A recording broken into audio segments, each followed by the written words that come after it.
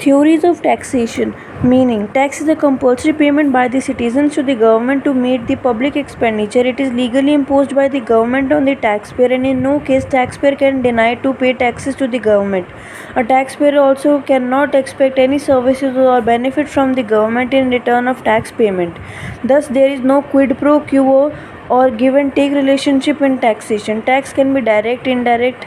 Income tax, wealth tax, gift tax, etc. are the example of direct tax. GST, sales tax, excise duty, custom duty are example of indirect tax. Thus, tax is a compulsory payment to the government as per the rules and laws enacted by it. A taxpayer cannot expect any services benefit from the government in return. If a person fails to pay tax, he is liable to be penalized.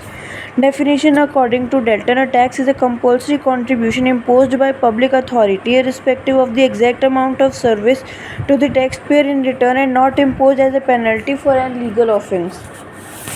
According to D. Marco, a tax is a share of the income of citizens which the state appropriates in order to procure for itself the means necessary for the production of general public service. A characteristics or features of good taxation. Pointers: compulsory payment, public welfare, no direct service. Next, no proportionate relationship between the tax and the benefit. Next, legal procedure. Next, equitable distribution. Next, minimum interference. Next, check on inefficiency of private sector. Next, achievement of growth objective. Next, simple and clear. Next, less expensive. Next, maximum social benefit. Next, based on the canon of taxation. Next, built-in flexibility. Next, balanced.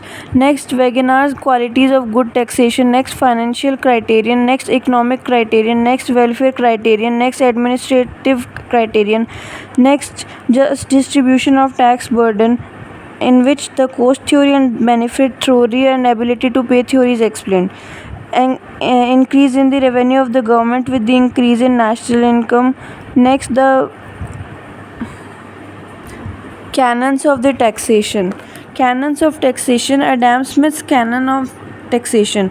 Canon of equity. According to Adam Smith, people of every state should pay their share in proportion to their individual's abilities, which means that they should pay proportionate to that income which they respectively get under government security. This means that people should pay taxes according to their capacity.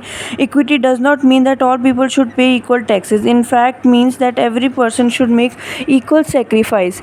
Equity means equity or equality of sacrifice. For the rich, marginal utility of money is less than the poor, so the rich people should pay more amount in taxes than the poor people.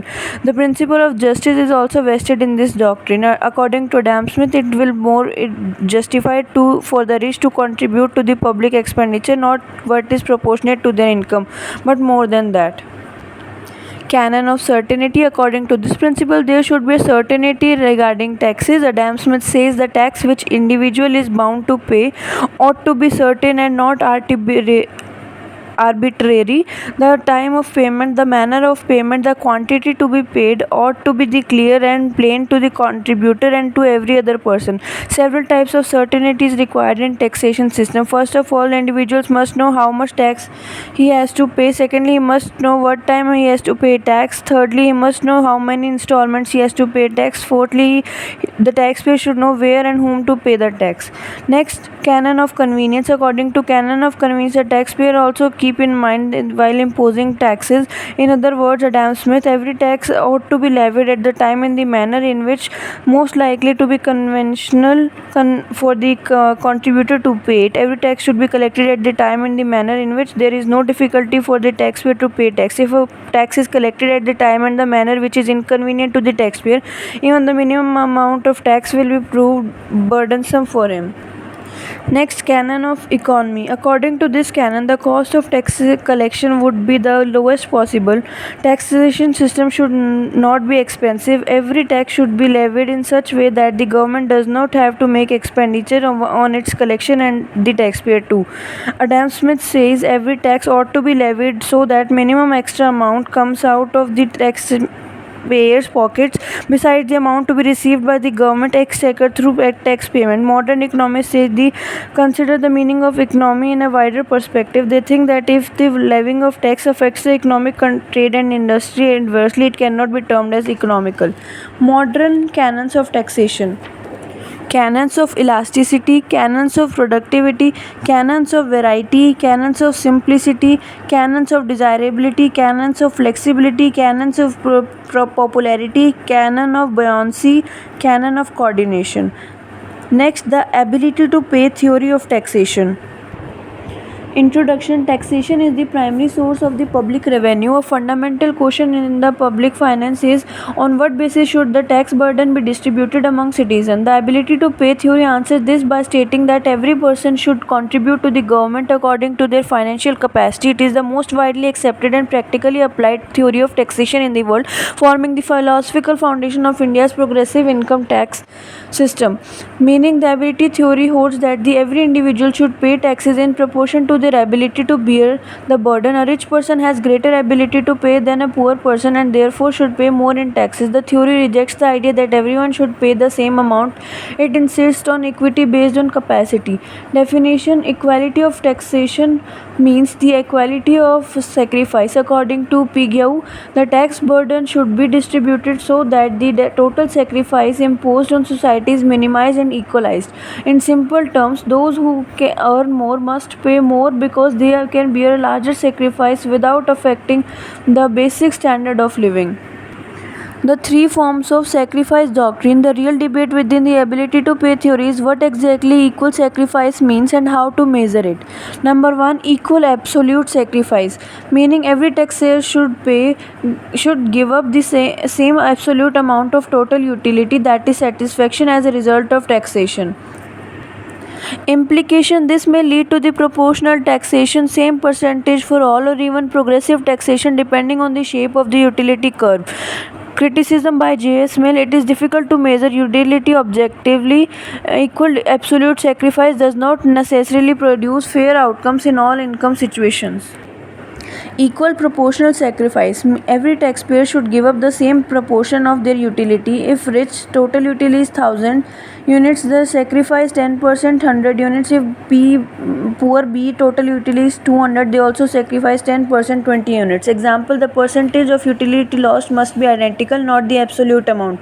Implication. This can support proportional taxation as it equalizes the ratio of sacrifice by the amount. Criticism. Practically impossible to calculate proportions of utility across different individuals. It may still regressive in terms of utility curves sharply. Equal marginal sacrifice. Taxation should be arranged so that marginal utility sacrificed by each taxpayer is equal. In other words, last rupee paid by tax should cause equal pain to everyone. Technical explanation. Since the marginal utility of money declines as income rises, to equalize the marginal sacrifice across taxpayers, the rich must pay a higher rate of tax than the poor. This is only way to ensure that last rupee paid hurts everyone equally. Implication. Each marginal sacrifice directly and scientifically justifies progressive taxation. Key principles. Equity and fairness. Next, progressive taxation. Next, social responsibility. Next, subjective sacrifice. Measuring ability to pay. Number 1, income. Number 2, wealth or property. Number 3, expenditure or consumption. Explain these pointers. Criticism. Disincentive to work. Number 2, measurement difficulties. Number 3, lack of accountability. The benefit theory of taxation holds that each person should contribute to the government revenue according to the benefit they derive from the public services provided by the government. Just as a consumer pays a price for a commodity in proportion to its utility, a taxpayer should pay tax in proportion to the benefit received from the state. In simple words, those who benefit from the government services should pay more in the taxes and those who benefit less should pay less. According to definitions, the tax paid by each individual should correspond to the marginal benefit he received from the public expenditure. Another definition, taxation should be based on the voluntary exchange between the government and the taxpayer, where each citizen pays according to the benefit derived. Core idea, tax is as prices. Number 2, benefit driven. Number 3, special assessments. Advantages, fairness, efficiency, transparency. Disadvantages, measurement difficulty, equity concerns, not a true tax. Taxable capacity.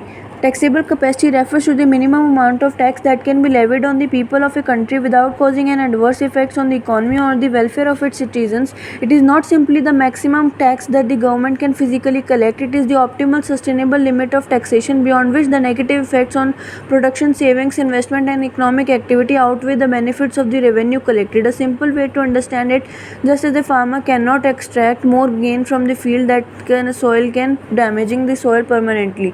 Definition: by the Dalton, taxable capacity is not the minimum tax which can be raised, but the maximum which can be raised without undue injury to the tax-paying community. The key determinants of the taxable capacity: national income, income distribution, standard of living, nature of tax system, public debt burden, next taxed morale, next purpose of taxation. Kinds of taxable capacity: minimum, maximum, optimum. Optimum generally means optimum taxable capacity means that capacity which is if utilized fully will yield maximum revenue.